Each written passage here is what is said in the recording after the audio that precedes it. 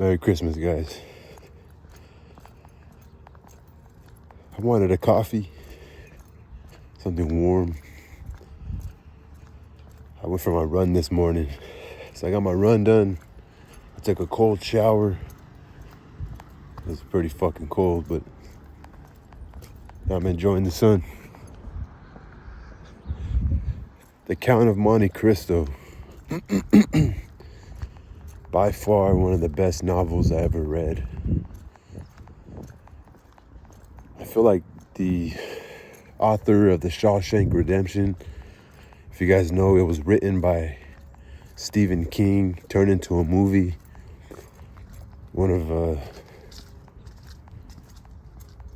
It's pretty funny, you know, a lot of these novels that I read, a lot of them have to do with the court of law, have to do with imprisonment. If you watch if you ever read The Crime and Punishment, if you ever read Count of Monte Cristo, just a few off the top of my head. That was kind of interesting to me, that some of these books are based off situations. So what brought up the start is like even The Shawshank Redemption, some people find it to be one of the best movies ever. And it's interesting because you know, the man goes to prison, he's falsely accused, and he actually finds an escape. He finds a way to escape. You know, chipping out the stone little by little.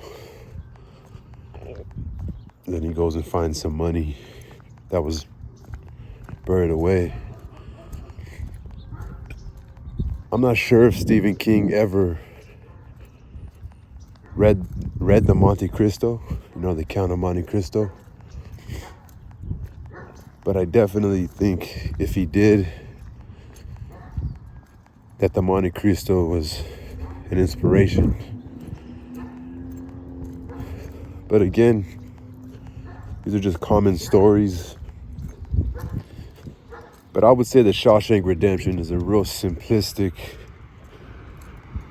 version of the Count of Monte Cristo. Because as you're watching Shawshank Redemption, the movie, I never read the book. One day I'll get to it. Stephen King is a little too contemporary for my liking. I haven't really made it back this far. I started reading the classic novels, you know, French authors, Russian, German, reading history books, etc. I might reach, in this lifetime of mine, I might reach the contemporary books. I mean, if something stands out or something's highly recommended, like contemporary self-help books, etc., contemporary biographies. Excuse these fucking dogs. They just happened to be super annoying this morning. But I'm not sure if the McDonald's is open, but I'm pretty sure the 7-Eleven will be open. I just gotta go for about like a 1 or 2 mile walk. I just went for an 8-mile run, but it's okay. It's a good morning.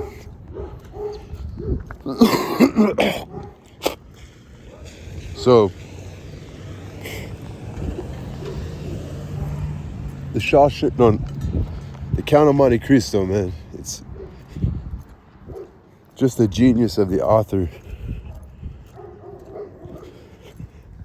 What's up, my friend? Merry Christmas, man. My homie setting up. Selling flores. Such a sweet guy, man. But just Alexandre Dumas, he's the author of The Three Musketeers. He's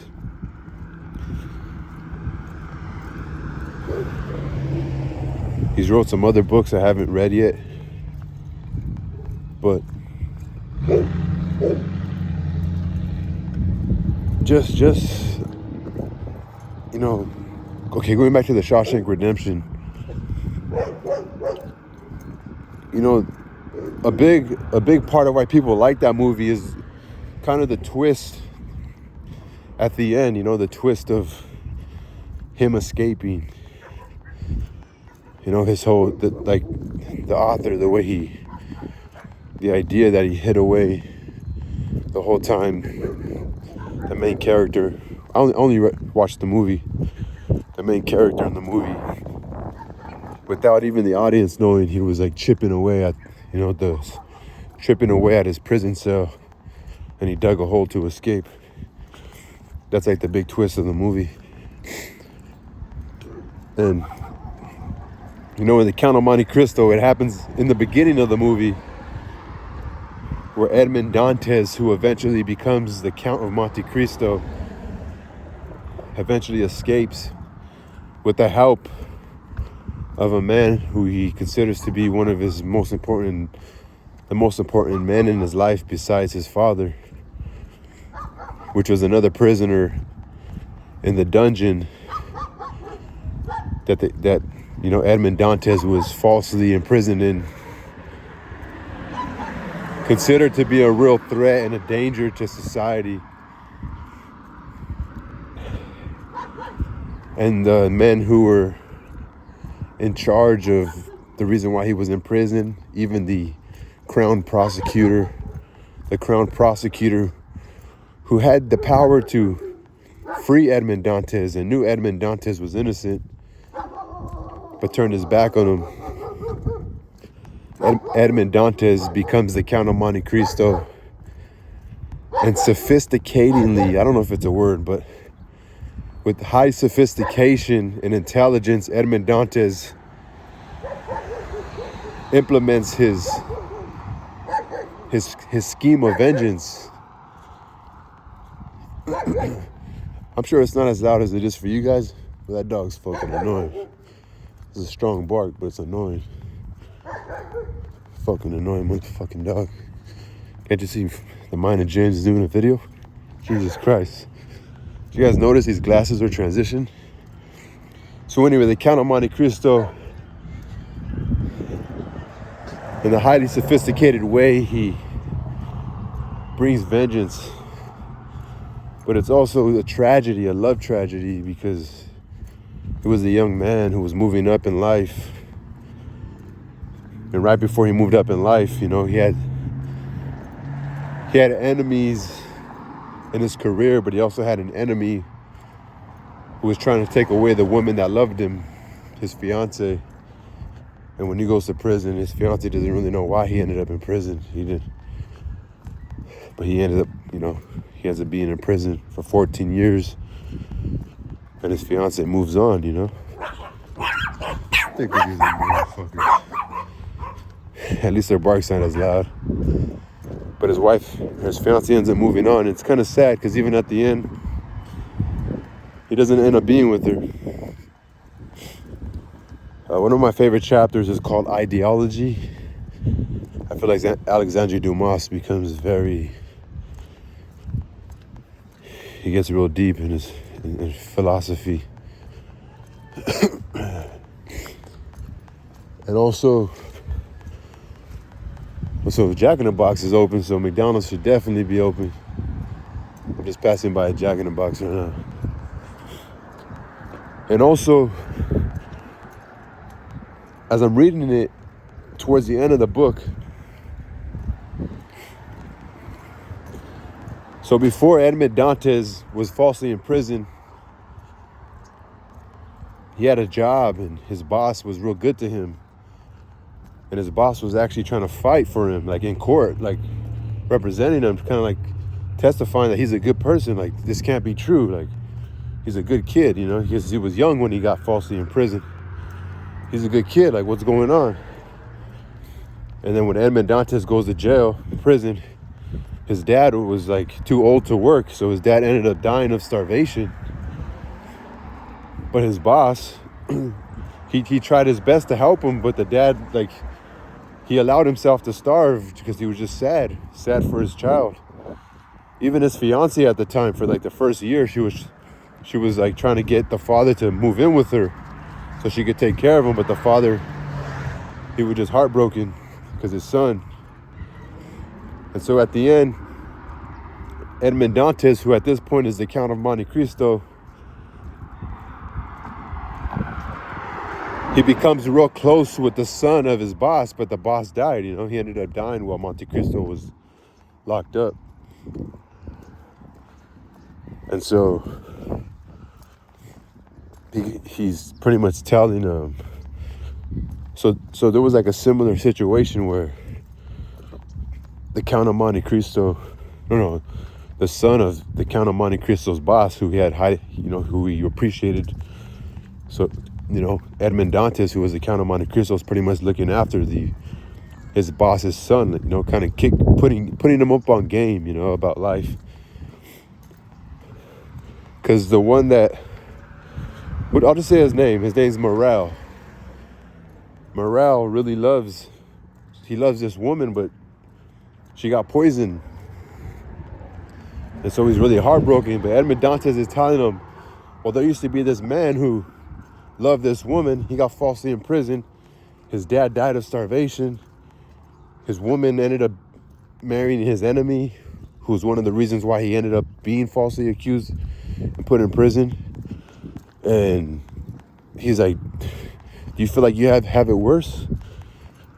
Because he wanted to give up. Morale wanted to die. He felt like his life was over. So long story short, Morale ends up having a happy ending. And the Count of Monte Cristo is pretty much saying farewell to Morale. And he told Morale and the woman that he loved, because the woman that he loved, the Count of Monte Cristo, you guys have to read it, but he has a way of bringing her back. And so Morale has a happy ending with the woman that he loves. Her name is Valentine.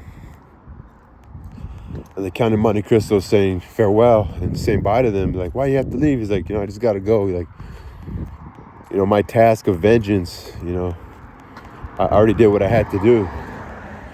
And Edmond Dantes, the Count of Monte Cristo, he got his revenge, He didn't get the woman that he loved, You got to read it. There's a lot of backstory to it, but he tells Valentine and Morale, which is the son of his boss, who he has high respects for, resting in peace. But he tells these two lovers that the main point of life is to just wait and hope. Not to give up. Wait and have hope. The Count of Monte Cristo, he wanted to give up in jail. He was banging his head when he was real young, when he was locked up for 14 years. He was banging his head against the prison cell. He wanted to give up. He was thinking about killing himself. He was thinking about attacking the guards and letting them murder him. But he just waited and he had hope. It's a beautiful. I love it so far. That and Crime and Punishment are my favorite novels thus far that I've read. And when I was young, I read The Pearl. I thought that was amazing because I was like having a great gift by John Steinbeck, having a great gift, but then that gift became a blessing and a curse, because if you guys read The Pearl, the man became paranoid. He thought he was seeing shit. And also, obviously, I love Of Mice and Men, because how that big nice guy was just a burden, He had like the little short guy was like his voice, They were traveling from farm to farm looking for work. But a lot of these farm owners, it was like past slavery, but a lot of these farm owners, people who ran the farm, were still fucking assholes, So it was like these two guys, George, and I forgot the other dude's name, but they were trying to look for work. But the big guy was like, he was dumb. He was like a dummy, but he was like, had a good heart. And how he ends up like killing that lady. But just because he just wanted like to hug her, and like he wasn't a bad person. He would just kind of like had autism or lacked common sense in some areas.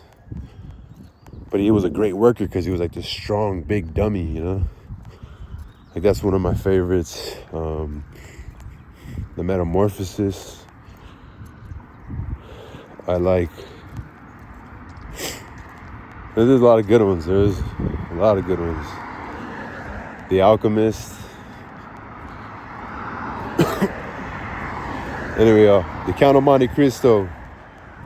It was a 1,300 page book, 1,300 pages, man. And when you say it like that, that sounds like a fucking lot. 1,000 pages? That's all in my brain. Yeah. One of my favorites thus far, man. Alexandre Dumas, a French author. Peace, y'all.